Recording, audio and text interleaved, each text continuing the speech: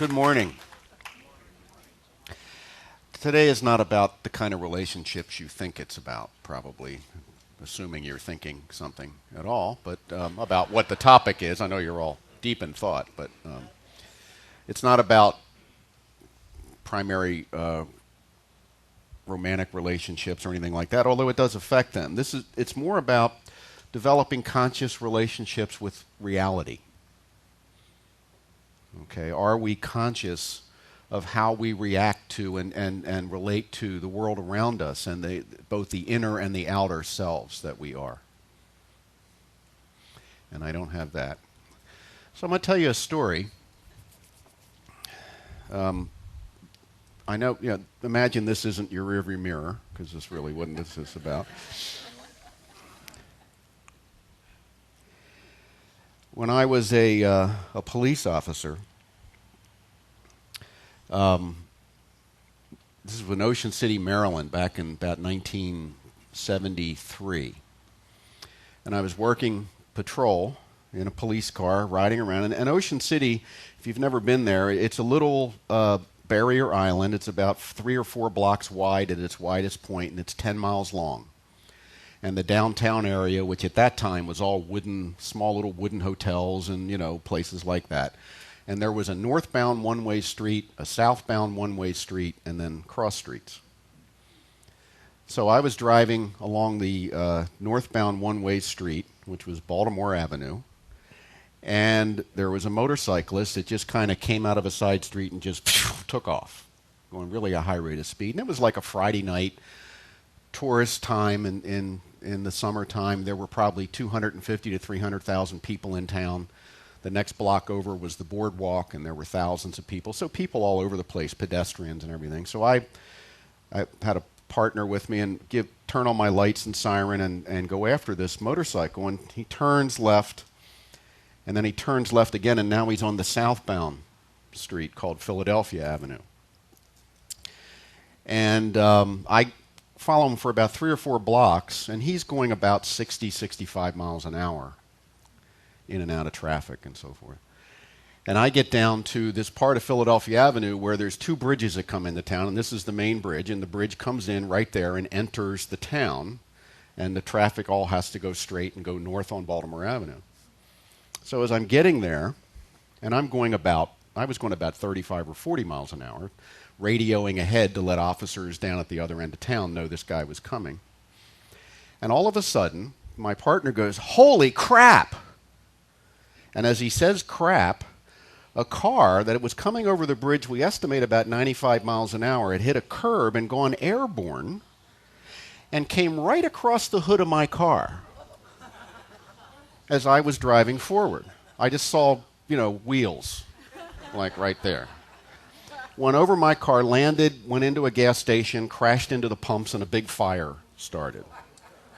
Well, I should back up a second. Right before that, the motorcyclist, as he was going down Philadelphia Avenue, there was a young woman crossing the street, and he hit her and spun her around, and she's on the ground. So there was a car right behind me, another police car. I said, "Stop and attend to her, call an ambulance," and all that. Then I turned back. Holy crap. And when I got out, there were tire marks on the hood of the car. It wasn't dented, but there was tire tread. That's how close it was. If I'd have been another quarter of a second going forward, he would have hit right into the passenger compartment. So this was exciting. So I stopped, and we had multiple crime scenes now. We had all kinds of things going on. We had the people in the car were hurt. We had the pedestrian was hurt. The motorcycle was still running around down the end of town, and it was a little chaotic for a while. But what was really going on there, as I sit there and think about it, now I didn't know anything about metaphysics or the science of mind, back then. I just thought, what the hell just happened? I wasn't looking for the deeper meaning of it. I wasn't wondering, how did I attract this into my life? None of that was in my radar in any way. And I was just thinking, wow, how close I just came to probably getting killed, because if the car had hit the passenger compartment of our car, probably would have been, curtains, as they say. And all that happened, all of that I just described to you happened in about 90 seconds, from when I first saw the motorcycle until I stopped. You know. So, and my experience of that was based on how I thought about it, how I felt about it, and it, you know, I realized later, much later, that it may have had very little to do with what was really happening, because my memory of it probably isn't completely accurate. I do know that there were tire marks on the hood. I do know that, you know, all the stuff that happened, but, you know, if I were to replay it and make a movie of it, I probably would get some things wrong. Because, you know, memory does that. You know, and when you start to get excited and internally, the adrenaline starts pumping and all the other stuff starts pumping, your senses get a little distorted. Things get, you know, outsized or disappear altogether. And I wonder about, you know, I was talking with an officer later, and he said, just jokingly, he said, well, how did your training come into play on this case? And I said, I don't think it did at all. You know, other than I got on the radio and said what happened, but otherwise I was just kind of driving down the road and all this stuff was happening. How do I relate to the levels of reality around me? Because what I know now is that what was going on there was not just cars and people. There was all kinds of stuff going on at the subatomic level, and there was all kinds of stuff going on at all these different psychological levels, and every person involved was bringing a different consciousness to the experience. And we often don't look at that, right? Well, this is just a representative of some of the different realities. You know, you've got this is the really, really small stuff, bosons and fermions and things like that, subatomic particles that are so small you'll never see one. Matter of fact, the scientists can't really see them. They only see evidence that they were there. And we know that at that level of reality, which we're all made up of, the rules are very different than they are at the other levels of reality.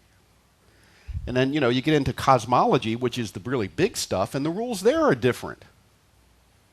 And then being a human being and all the psychological interactions and all the other energy fields that we're exchanging all the time.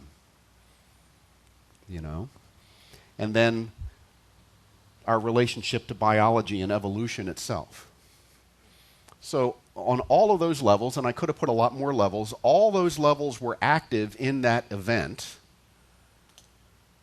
and I was only aware of a tiny sliver of any of it, and not aware at all of what was going on subatomically or even in the chemistry of my body. You know, I'm sure if you'd have hooked me up to some machines afterward, it would have been not a normal reading, you know.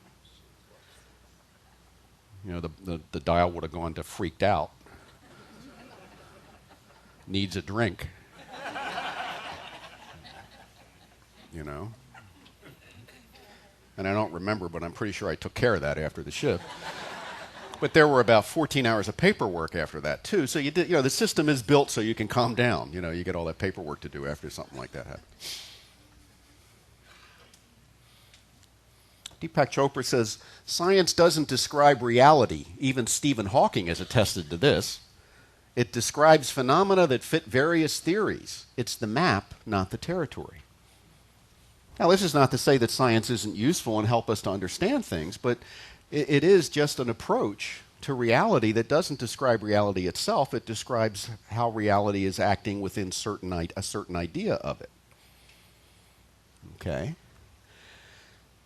Matt Cartmill says, as an adolescent, I aspired to lasting fame. I craved factual certainty, and I thirsted for a meaningful vision of human life. Any of you ever been there? Right?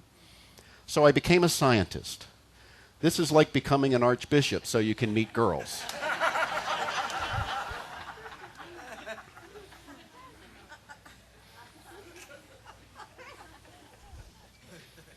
And I think what he means here is that we don't get the ultimate answers in a theoretical framework of any kind. And that theoretical framework is not just science, it's our own worldview that we have evolved and developed as we've grown up. You know, what has life been like for you? How have you determined how reality works, what you can expect the world to be like?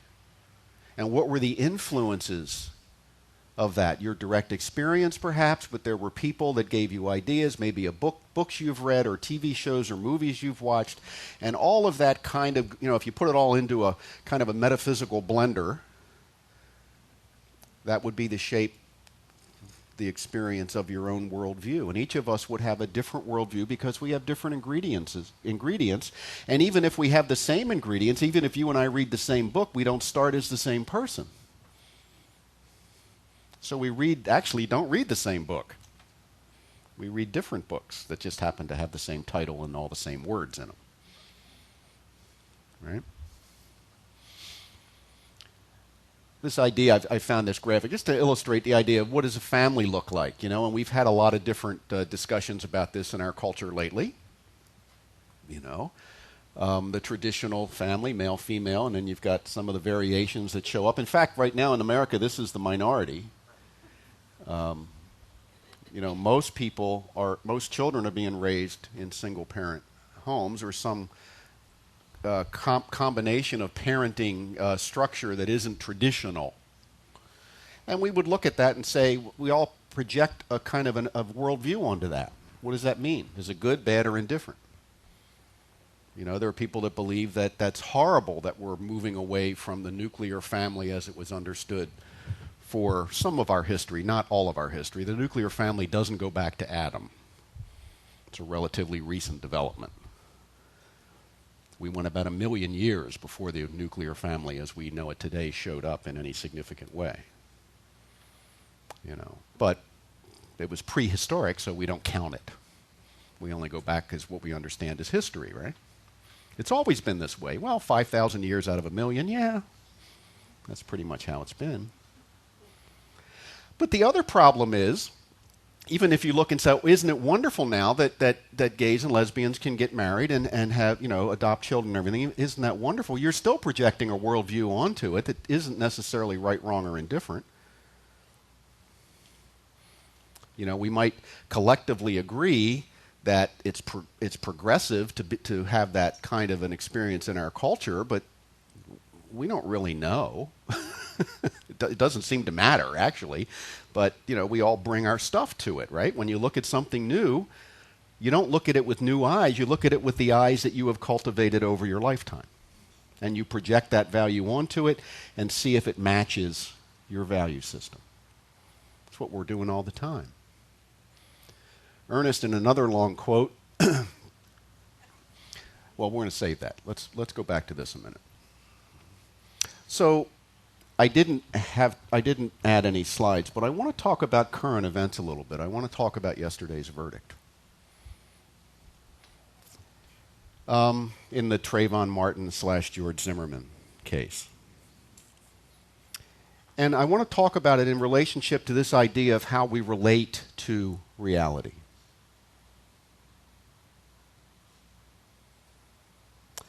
So one way to look at this, and I could go back to my police story, is to, as a former police officer and having been in a lot of court cases, you can look at it at the level of what was going on in the courtroom. And I didn't watch a lot of it. I watched a little bit of it.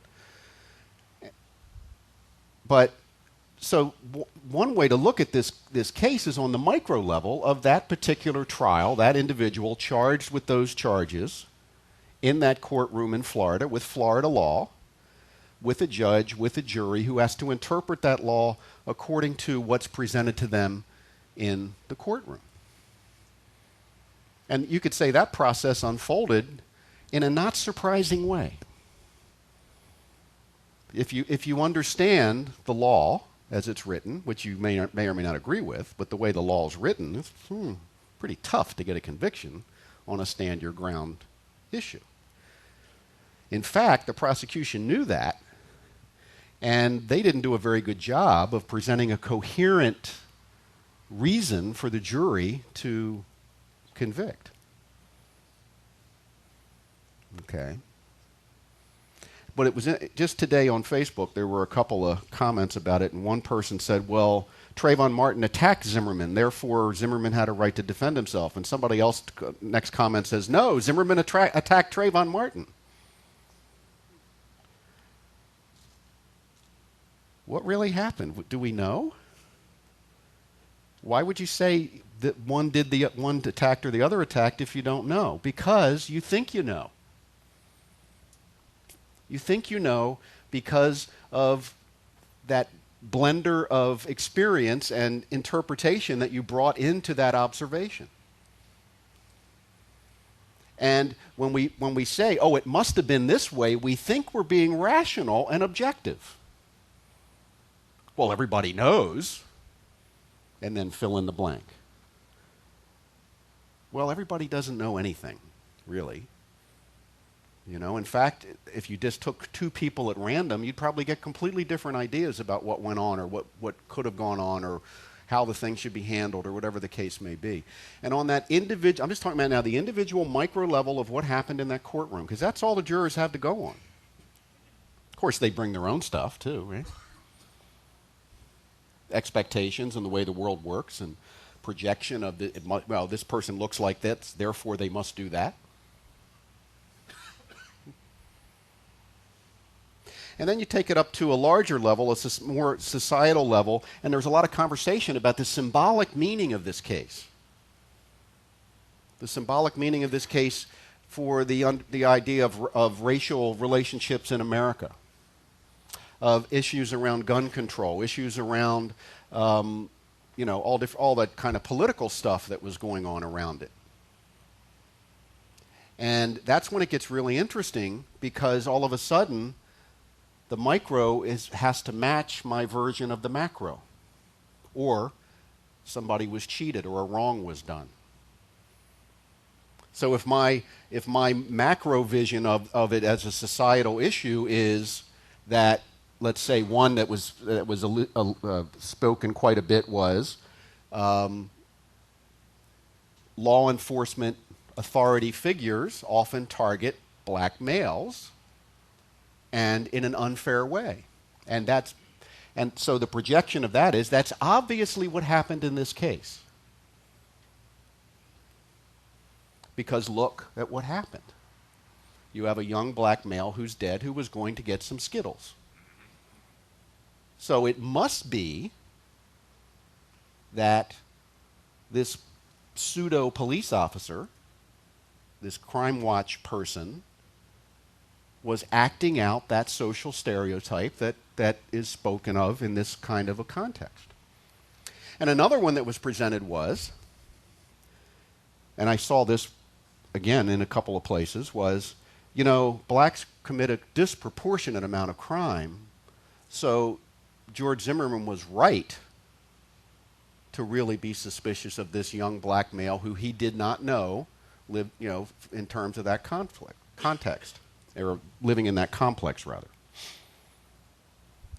And out of that, what you get is one side saying, well, clearly Zimmerman attacked Trayvon, and the other side saying, clearly Trayvon must have attacked Zimmerman.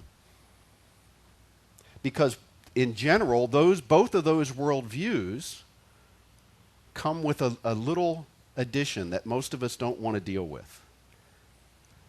They're naive. They're naive in the sense that they take a slice of perception and generalize it across a whole population. They're naive and they assume that human beings, once I've labeled you, you will act consistently according to that label. And they're naive in the sense that I have this world, the belief is I have this worldview because I have objectively looked at life and decided what's so. And all of those assumptions are naive. And naive is like innocence, but you should have outgrown it by now. Okay? You'd expect a 5-year-old to think like that. If you're 55, it's a problem. But it's still coming from naivete. It's coming from a failure to really look at a relationship with reality in a conscious way, to listen to people with different viewpoints, and to take into account that my whole view of reality may not be completely accurate. So when I see any set of circumstances, what I tend to do is I project my belief system onto it and I say, oh, that's what happened. And anyone who disagrees with me is fill in the blank. I'll just give you a label. If I'm a conservative, I'll call you a liberal. If I'm a liberal, I'll call you a conservative. If I'm pro-gun rights, I'll call you a liberal. If I'm a liberal, I'll call you a gun nut. You know what I mean? And you heard the whole range of these different topics, and there's all different variations of it, playing out over the news over and over and over, and all being projected onto the microclimate in that courtroom, which was only supposed to be about what happened that day. And if the jurors had taken into account the macro level, they would have been not doing what they swore to do. Now, I saw today, again, so what happened? We keep projecting our viewpoint. I saw today a comment in the paper that said the jurors gave this verdict because they were afraid for their life. If they found Zimmerman guilty, the gun nuts would kill him. Well, that makes perfect sense if you're projecting from a worldview that believes that. It seems to make perfect sense. Of course, it comes from an almost completely unexamined worldview. All the crazy stuff on the fringes, we call it crazy if you're not on the fringe. If you're on the fringe, it's central. It's perfect. Right-thinking people would agree with me. But the crazy stuff on all these different issues come from people who refuse to look at their own beliefs and to question them. Am I crazy here? We should all be asking that more often and coming up with yes.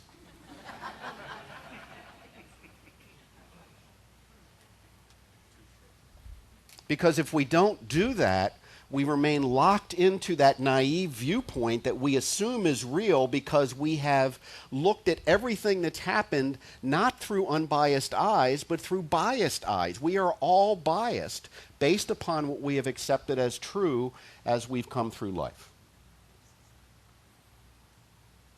And if this case doesn't prove that on a massive scale, then call me crazy.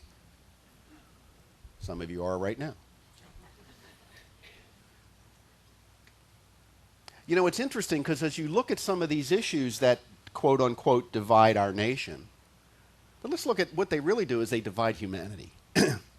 Because some of them are international issues, some of them are very local, some of them are more national, but they divide people. You know? There was a study done recently that showed that the 3 of the urban areas in the country with the strictest gun control laws have the highest murder rates with guns. So the context in which I saw it was a group that was in favor of no gun control, saying, see, gun control doesn't work. And then if you looked, so I went and looked at the study, and that was like one line in a 17-page study that said there were lots of benefits that a lot of places with gun control had much lower rates of violence. And in fact, urban areas that were not surrounded by places without gun control the guns didn't flow into those urban areas as easily. So that's just another way to look at it. But see, the point is, I only see what I need to see to confirm I'm right. It's called cherry picking the evidence. So that night in Ocean City back in 1973, I probably was cherry-picking evidence as I went around. It was there wasn't a whole lot of controversy that night, but I wasn't seeing everything as it was. I was projecting my own worldview onto everything that I saw, everything I heard, everything I experienced. I can remember many times in my law enforcement career being convinced that someone was innocent and turned out they weren't, and being convinced that somebody was guilty and it turned out they weren't. I'm not talking about in court, I'm talking about through investigation. Because court isn't about did he do it or not. Court is about can the state prove it beyond a reasonable doubt under the rules of law. That's what court's about. If you think that court's about anything else, you're naive. If you think it should be about something else, then get the laws changed. But it is what it is. And if you don't have a reality-based relationship with what is, you have problems beyond what you would have otherwise, right? I used to be when I was with Ocean City for a number of years, I was the police information officer. In other words, I would do every week, I'd do a press conference with the local media, which was like 4 guys.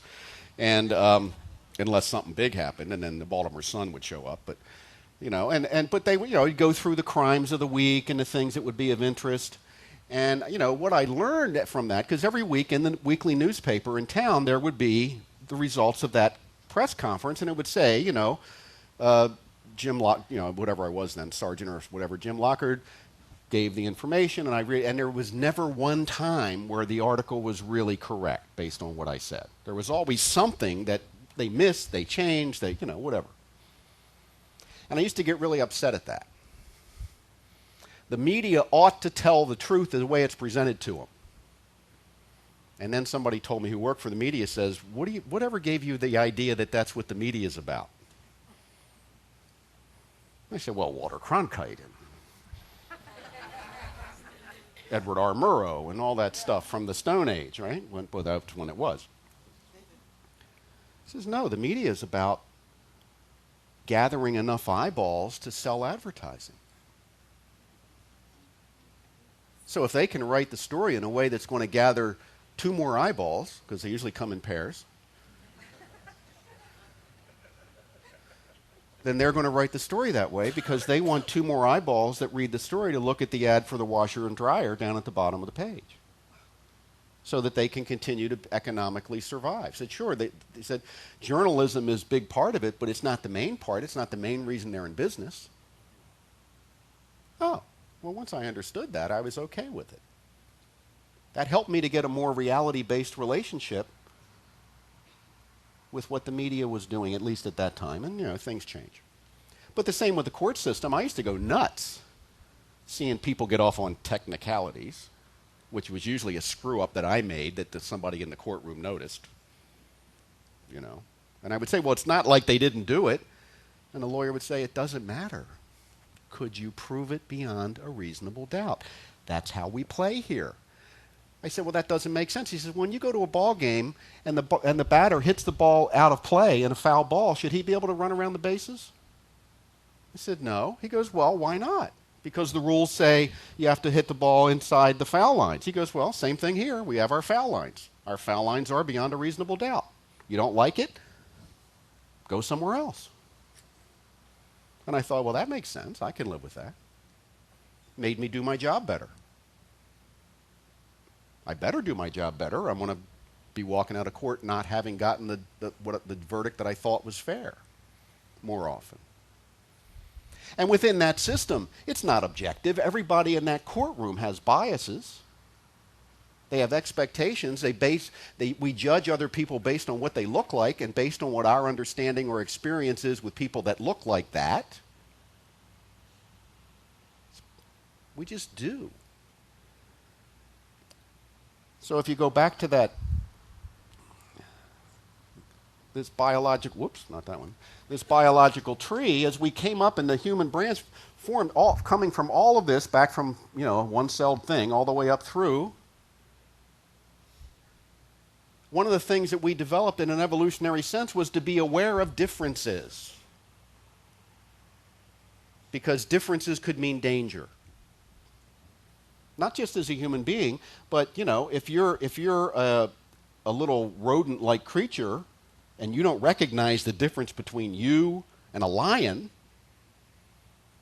you're not going to survive very long. That evolutionary trait will be wiped off the map through natural selection.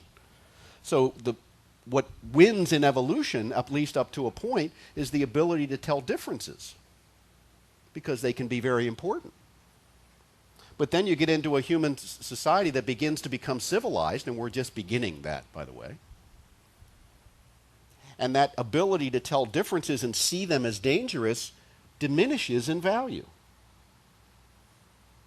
Fortunately, we have the capacity to think in a different way. We have a capacity to overrun and change hardwired evolutionary traits that don't serve us anymore.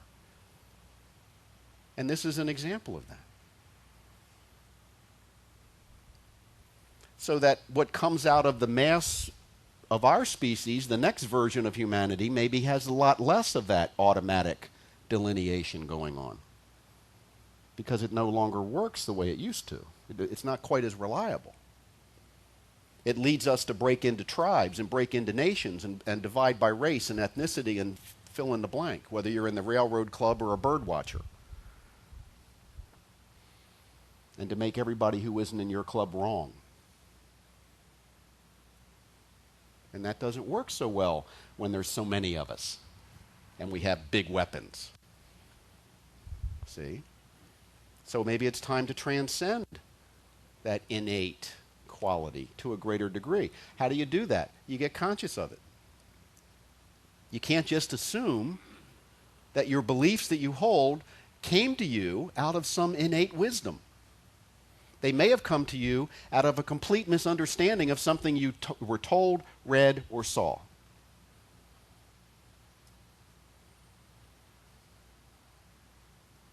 And if that's the case, it's going to lead to problems. The only answer to the macro level that's represented by this particular court case is love. And that may sound trite, but it isn't. There's no other answer to it. There's no other way to heal. There's no other way than for some of us, many of us, to step outside of our comfort zone of making the other wrong and thinking maybe they've got as much right to their viewpoint as I have to mine, and neither one of us may be completely right. One of my favorite lines from Carl Sagan, the cosmologist, is, he used to end a lot of his talks with us, but I could be wrong. Yeah. You know, what if people said, you know, I bet that George Zimmerman, a wannabe cop, profiled Trayvon Martin and tracked him down with the intention of shooting him. But I could be wrong. Or somebody said, you know, American law enforcement has been disproportionately unfair to African Americans, which is true, having been in it for 24 years. But and therefore, that's what happened in this case. But I could be wrong. Changes the whole dialogue. We don't want to say we're wrong. It's uncomfortable, you know. You want to be right. But that's a problem. That is the problem. Is we all want to be right, and we're all seeing different things, and we're all looking at the same thing and seeing different. We're saying, no, that's that. No, that's that. You know, I can go back to this picture, and you can say some of you are going, oh my God, and some of you are going, hey, that's cool.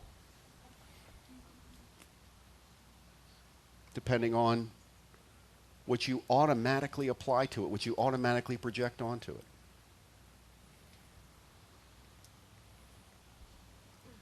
So let's look at this one. And I apologize, we only have one screen working today. So I say quietly to myself, there is one life. That life is God. That life is perfect. That life is my life now. It is flowing through me, circulating in me. I am one with its rhythm. My heart beats with the pulsation of the universe in serenity, in peace, and in joy. My whole physical being is animated by the divine spirit, and if there is anything in it that does not belong, it is cast out, because there is one perfect life in me now. And inherent in those words, you're both recognizing your connection with the divine, and you're also recognizing that you're required to be humble as a result, because so is everyone else. So is everyone else.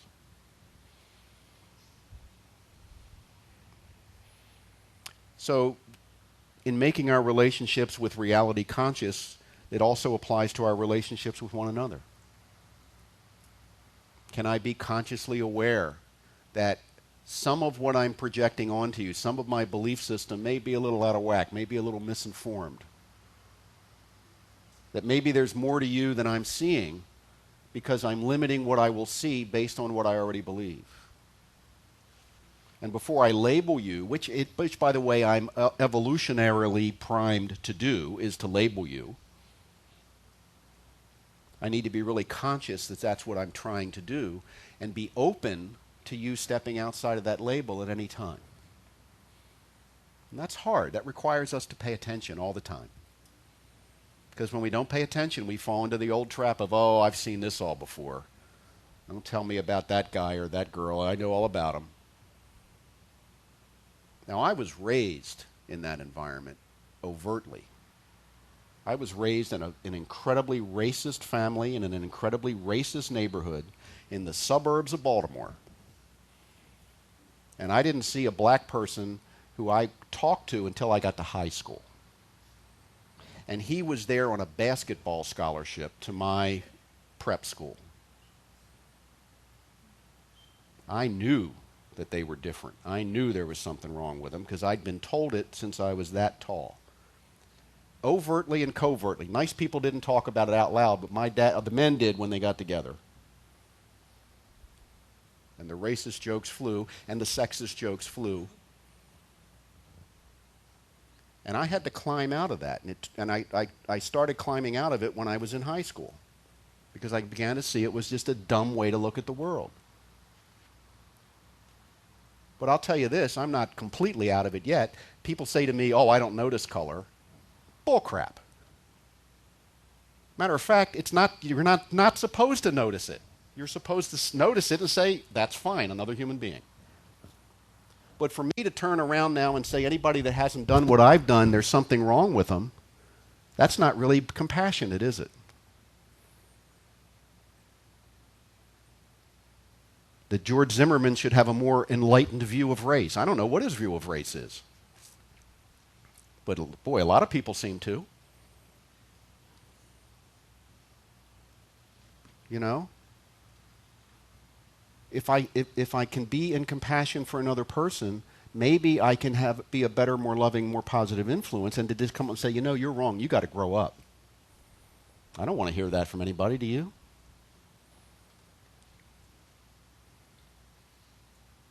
So we're called, this, you know, the brilliance of this experience, this situation, is that we get to look at this stuff.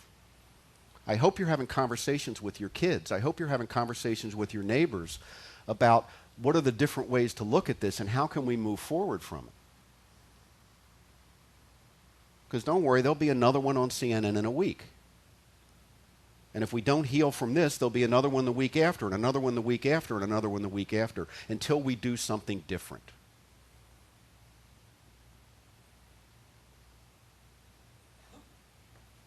I have evolved beyond my father. I will not die a racist. And I want my kids to be even better than that. That's the only way it gets better. But you have to be willing to play the game. You have to be willing to think, you know what, maybe I'm wrong. Maybe I've been looking at things in a difficult way. Maybe I've been misinformed. Maybe I need to give people more of a chance. And maybe I need to give myself more of a chance.